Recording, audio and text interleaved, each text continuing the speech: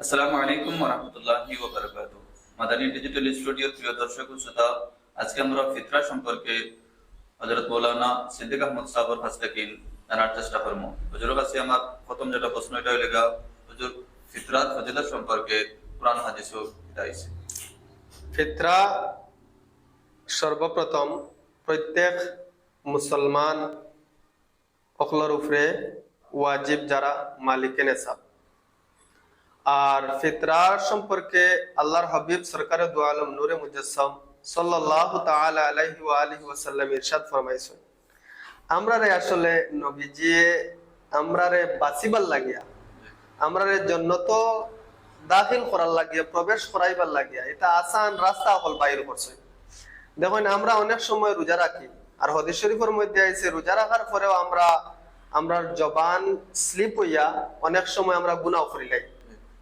তো এই গুনাহ অকল যত রকমের এই রকমের জবান দ্বারা যেটা গুনাহ হল ওই যায় গিয়া, এই সমস্ত গুনাহ ফিতরার মাধ্যমে কাফারা হয়ে যায়।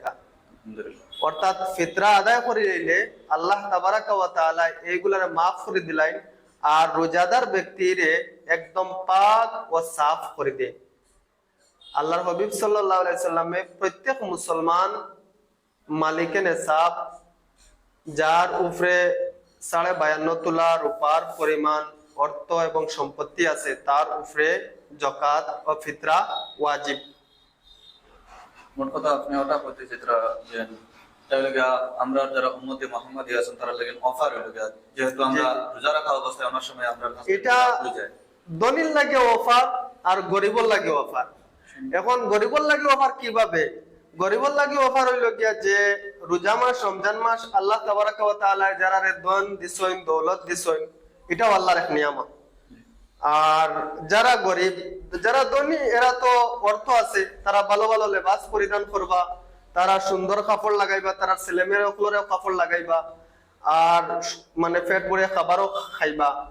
তো আল্লাহর হাবিব সাল্লাল্লাহু আলাইহি ওয়াসাল্লামে তান চিন্তা দেখুন, তান বাকি যে গরিব উম্মত যেগুলা এরার লাগে আপনার ধনীর উপরে ওয়াজিব করে দিছেন যে তোমরা যদি তোমরা ফিতরা আদায় করো না, তাহলে তোমরা রোজা আসমান এবং জমিনের মাঝখানে লটকাইল অবস্থায় থাকবো, এটা কবুল হইতো না।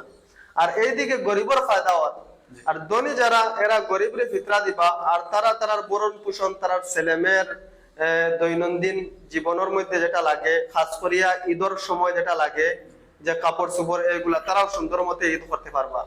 তো দুদিকে ফায়দা, গরিবেরও ফায়দা আর ধনীরও ফায়দা। ধনীর ফায়দা হইল যে তার রোজা যতক্ষণ পর্যন্ত ফিতরা আদায় করবো না এটা কবুল হইতো না।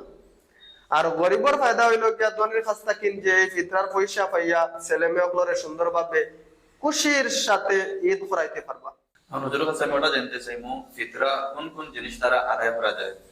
ফিতরা আপনি গেহু, জব, খাজুর, কিশমিশ, পনির দ্বারা আদায় করতে পারবা।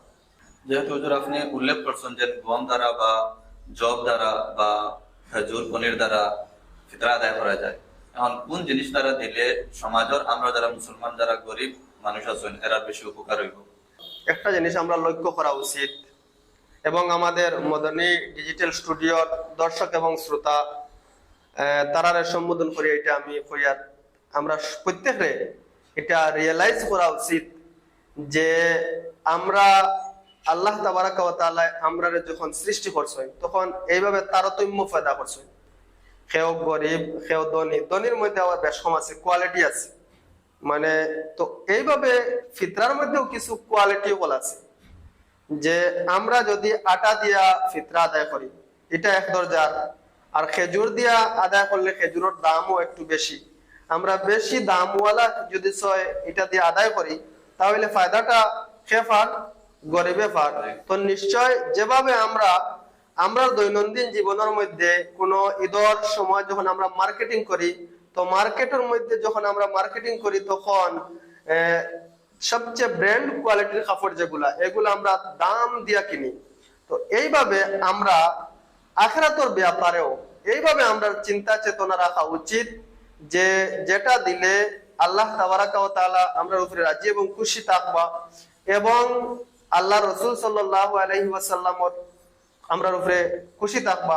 আমরা আখিরাতুর মুআমালার মধ্যেও এটা আমরা মাথায় চিন্তা রাখা উচিত যে আমরা যেটা কোয়ালিটি যেটা ভালো ওটা আমরা দিয়া ফিতরা আদায় করতাম।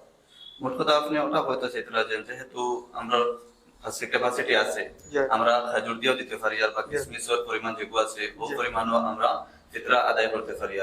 আর যেহেতু এটা আমরা মুসলিম সমাজের যারা গরিব তবকার মানুষ আছেন এরা ফায়দা হয় জি, জি। যে আমরা সব সময় বালা যেটা ওটা আমরা দিবার চেষ্টা করতাম। কারণ গরিবে বেশি ফায়দা পাইবো। জি জি, আর তারা তো খাস করে ওটার লাগে দোয়া যেন তারা সুন্দরভাবে ঈদ উদযাপন করতো বা তারা জরুরিয়াত যেগুলো কারণ আছে, দেখো ওগুলো দিত। কিসমিস দিয়া বর্তমান বাজার মূল্য কিসমিস দিয়া যদি আপনি এই বছর কিসমিস দিয়ে একটা যদি ফিতরা আদায় করেন তাহলে আপনার হইব 1150 টাকা। জি। আর খাজুর দিয়ে যদি আপনি আদায় করেন তাহলে হইব আপনার 1200 টাকা।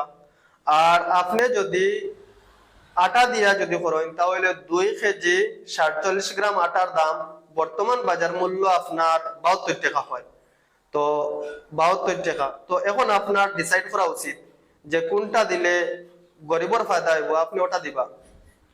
মাশাআল্লাহ, হুজুরের কাছ থেকে কিন্তু আমরা এটা সম্পর্কে জানলাম। এখন যেহেতু আপনি তোরা একটু উল্লেখ করছেন যে ফিতরার পরিমাণ এটা দেখা যায় আমরা এখানে যেটা দেওয়া হয় 1633 গ্রাম বা আরেকটা যেটা ফতোয়া রিজওয়ের মাঝে আইছে 2 কিলো 47 গ্রাম। তখন এগুলোর মাঝে আমরা একটা চিন্তাধারা অবকরা দরকার নিয়ে যে আমরা কিতা করতাম গরিবের যেগুলো ফায়দা হয় ওগুলো ভাই খেয়াল রাখি আমরা ফিতরা আদায় করতাম। ফতোয়া রিজওয়ার মধ্যে যেটা উল্লেখ করছেন এটা ইমাম আহলে সুন্নাত আলা হযরত দামাত বারাকাতুহুমুল আলিয়া খুব সুন্দরভাবে এটা তাহকিক করছেন। আর এই তাহকিকের উপরে মানে অনেক 80% সিংহভাগ উলামায়ে কেরাম এটার উপরে একমত যে ফিতরার পরিমাণ যেটা 2 কেজি 47 গ্রাম ওটা দিলে গরিবর ফায়দা হয়।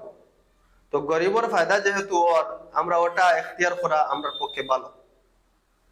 মাশাআল্লাহ, মাদানী ডিজিটাল স্টুডিওর প্রিয় দর্শক ও শ্রোতা, আজকে আমরা ফিতরার সম্পর্কে অনেক কিছু জানলাম। আর আমরাও চেষ্টা করতাম যাতে এই ফিতরা যেটা আমরা গরিব হলরে দেই, যেটা গরিব হলর হক, এটা পরিপূর্ণভাবে যেভাবে গরিব হলর ফায়দা হয় ওটার প্রতি লক্ষ্য রাখিয়া আমরা আদায় করতাম। আশা করি আপনারা এই ভিডিওটা ভালো লাগবো আর এই ভিডিওটা লাইক করবা আর অন্যের কাছে যাতে এই পয়গামটা পৌঁছে, এই বার্তাটা গিয়ে পৌঁছে সবার নিয়তে আপনারা শেয়ার করবেন।